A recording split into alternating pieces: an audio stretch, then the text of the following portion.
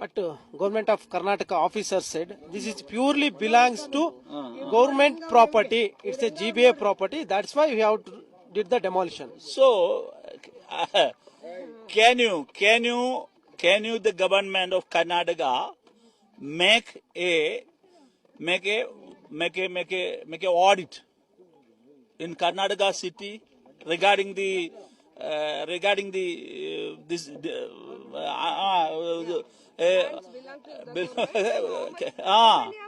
how many of them? So so the government. So because why did the here? Why only the pure? Why only the pure? Why only the pure? So do you have courage, the Siddaramaiah, to go bulldozer Rajmit? എന്റെ ഭാഷയുടെ പരിമിതി എന്റെ പ്രവർത്തനങ്ങളെ ബാധിക്കരുത് എന്ന് ഉറച്ചു വിശ്വസിക്കുന്ന ഒരാളാണ് ഞാൻ.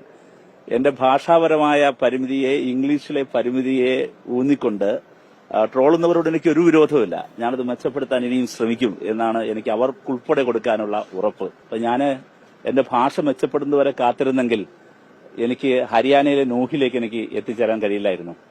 എന്നോട് എന്റെ പാർട്ടി മണിപ്പൂരിലേക്ക് പോകാൻ പറയുമ്പോൾ മണിപ്പൂരിലെ ജനങ്ങളുടെ അരികിലേക്ക് പോകാൻ ഞാൻ ഭാഷ മെച്ചപ്പെടുത്തിയിട്ട് പോകാം എന്ന് കരുതി ഇരിക്കാൻ കഴിയില്ലല്ലോ. ഈ വാർത്ത അറിഞ്ഞുടനെ തന്നെ ഡിവൈഎഫ്ഐയുടെ സെൻട്രൽ കമ്മിറ്റി തീരുമാനിച്ച് പെട്ടെന്ന് അങ്ങോട്ടേക്ക് പോകണമെന്ന് ഞങ്ങൾ കൂടിയാലോചിച്ചപ്പോൾ എന്റെ ഭാഷ മെച്ചപ്പെടുത്തിയിട്ട് പോകാൻ മാത്രമേ എനിക്ക് കഴിയില്ലല്ലോ. അതുകൊണ്ട് സുഹൃത്തുക്കൾ ആ പരിമിതി മനസ്സിലാക്കണം. ഞാൻ ചെന്നപ്പോൾ ഭാഷ അറിഞ്ഞുടെങ്കിലും അവരുടെ വിഷമത്തിന്റെയും സങ്കടത്തിന്റെയും ഭാഷ മനസ്സിലാക്കാൻ എനിക്ക് പ്രയാസം ഉണ്ടായിരുന്നില്ല. എന്റെ ഭാഷ മനസ്സിലാക്കാൻ അവർക്കും പ്രയാസം ഉണ്ടായിരുന്നില്ല. ഇംഗ്ലീഷൊന്നും അറിയാത്ത മനുഷ്യരാണ് അവര്. കന്നഡയിലോ ഇല്ലെങ്കിൽ വളരെ അവരുടെ റീജിയണൽ ലാംഗ്വേജ്, പ്രാദേശിക ഭാഷകളിലൊക്കെ സംസാരിക്കുന്ന എല്ലാ മനുഷ്യരുടെ മുമ്പിൽ അവർ ചിലരോട് പറഞ്ഞു, ആദ്യമായിട്ടാണ് അവർ ഒരു MP അടുത്ത് കാണുന്നതെന്ന് പറഞ്ഞു.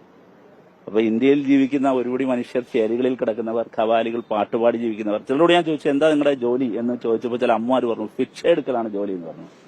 അപ്പൊ അങ്ങനെ ഭിക്ഷ എടുത്തൊക്കെ അവര് ഉണ്ടാക്കിയെടുത്ത എത്ര നാളുകൊണ്ടായിരിക്കും ഭിക്ഷ എടുത്ത ഒരാള് അതുപോലൊരു ചെറിയ വീട് പണിയുക.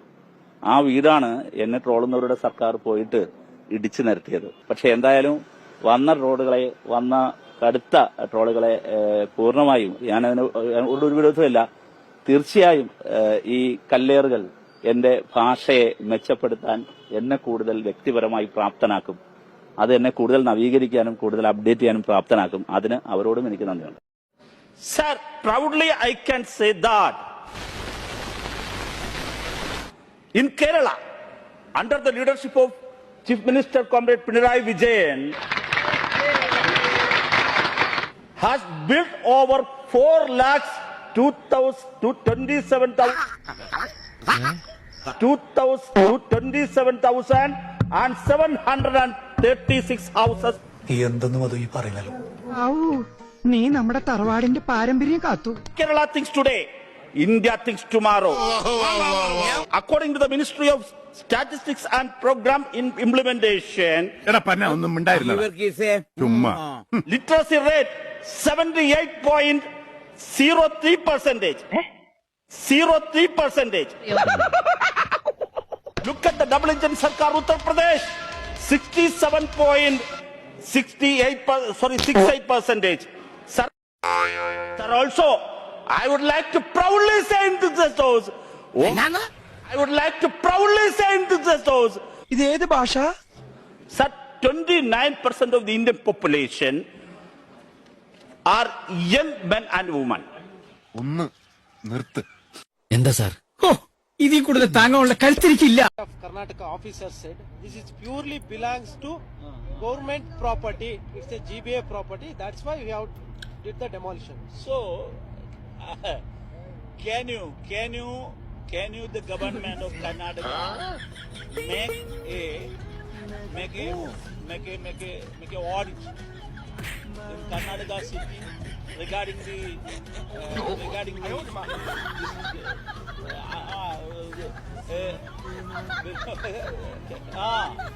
how many of them? So the government. So because why did here? Why only the pure? Why only the pure? Why only the pure? So you have courage, the Siddaramaiah, to go bulldozer Rajmit. Karnataka officer said this is purely belongs to government property. It's a GBA property. That's why we have to did the demolition. So, can you the government of Karnataka make a audit in Karnataka city regarding the this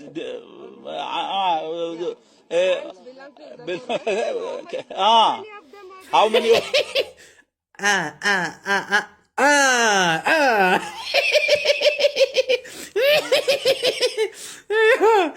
എന്തിനാ ഇത് മറ്റേ ദിലീപിന്റെ പുതിയ പടം ഉണ്ടല്ലോ ബാബ അതിന്റെ promotion video വല്ലതാണ് ബാബ സുഹൃത്തുക്കളെ, ഇത് ഇംഗ്ലീഷ് അല്ല, ഇത് ഇംഗ്ലീഷുമായിട്ട് സാമ്യമുള്ള മറ്റേതോ ഒരു ഭാഷയാണ്.